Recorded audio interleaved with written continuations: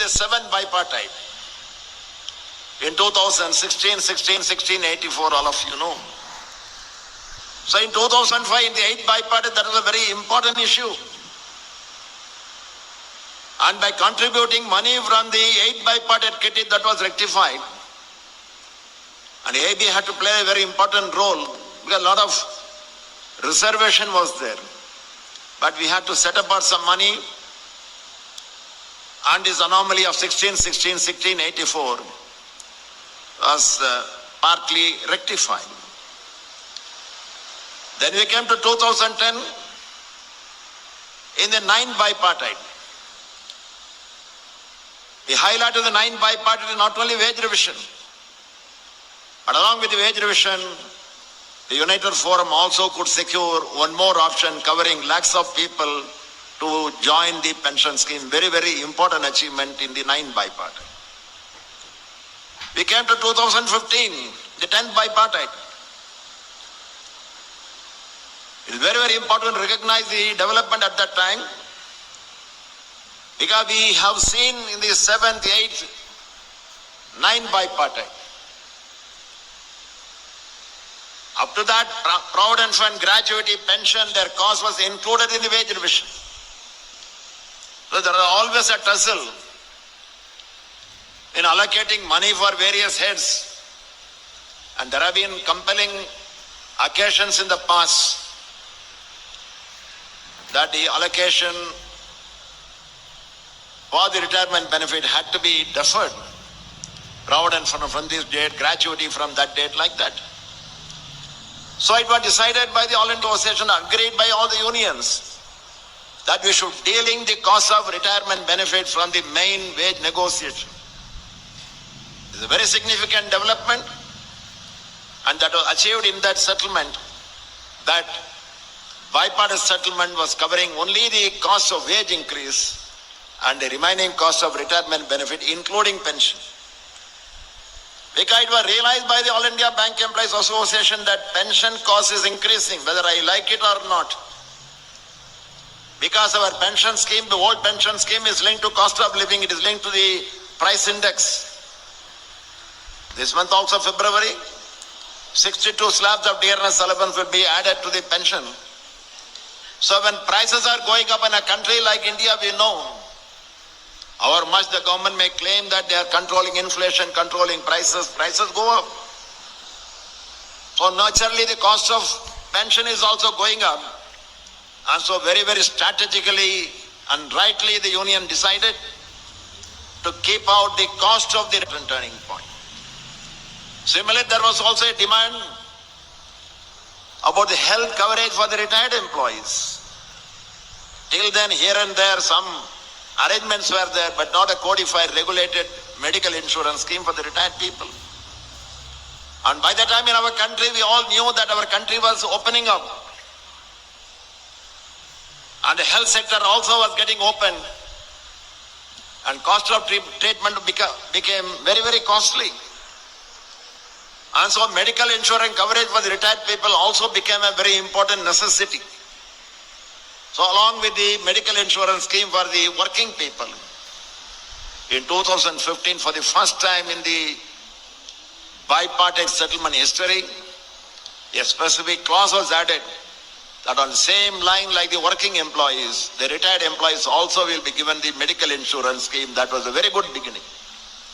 Subsequently, we are facing problem because of the cost of the increasing premium. We'll address that. But that is a very, very important thing at that time. Then the last settlement during the corona. At that time also a demand for updation was there. And there are other problems. Even today we have some problems. I'll talk. And so we decided that instead of clubbing the improvement in family pension and updation together, it was decided that we should delink the issue of updation and family pension. And all of us are aware, and you will also kindly appreciate the role of the United Forum of Bank Unions in improving the family pension during this period. As a matter of fact, now it has come, it is published figures. Many people were thinking that family pension improvement is not a big thing. The cost may be 1,000 crores, 1,500 crores, somebody said 200 crores, all types of things. Okay, everybody is having now calculator in the mobile. They also have camera in the mobile. So many people said, no, it is not very costly. And now it has come to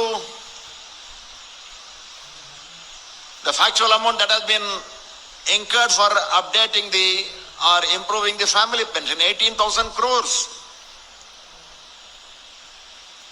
We have signed the last bipartite settlement, 11th bipartite.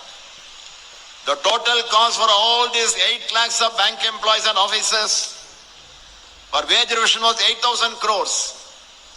But the cost of improving the family pension came to 18,000 crores. Still we are very happy because it is going to the deserved persons.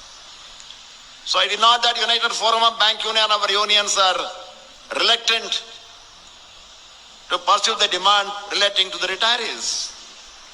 But the cost is definitely there. We cannot ignore that. And so naturally now, we are pursuing the updation. In the meantime, very happy. It is a very small issue, but very important issue for us. From the AIB, we have been pursuing. Now from the United Forum, it became a residual issue. That for the pre-1986 retired people, they are a very small number. They are very aged also. But their ex gratia was not getting revised. Many times I had personally talked to the then finance minister, late Arun Jaitley. He said, yes, it is very reasonable. Are secretary some put up karno? Why you are delaying like that? All drama I have seen. But nothing happened. Ultimately, we took up the matter with the Indian Bank Association. Today, we are very happy that IBA has agreed with the United Forum. From the managing committee, they have sent an advisory to all the banks that the pre-1986 retirees and their surviving spouse should be paid a minimum ex gratia of 10,000 rupees. It's also a very, very important forward movement. The number of people are less, but for them it is very, very important. So naturally now, one by one, we are moving. And ultimately now, this is a very important issue of updation. And in between, we also have the challenge to ensure reduction, substantial reduction in the cost of premium for the retirees medical scheme. Of course, our demand is that the banks should pay. The entire premium should be paid by them. And a lot of negotiation, the IBA informally is inclined now. But they say that looking to the cost, because for the working, serving employees also, they are paying now, and the cost is going up. And particularly comparing to the ratio, the claim ratio between the serving employees and the retired employees ratio is a little higher. And so now IBA is also a little concerned how to bear the entire cost. And so they have suggested that the retirees medical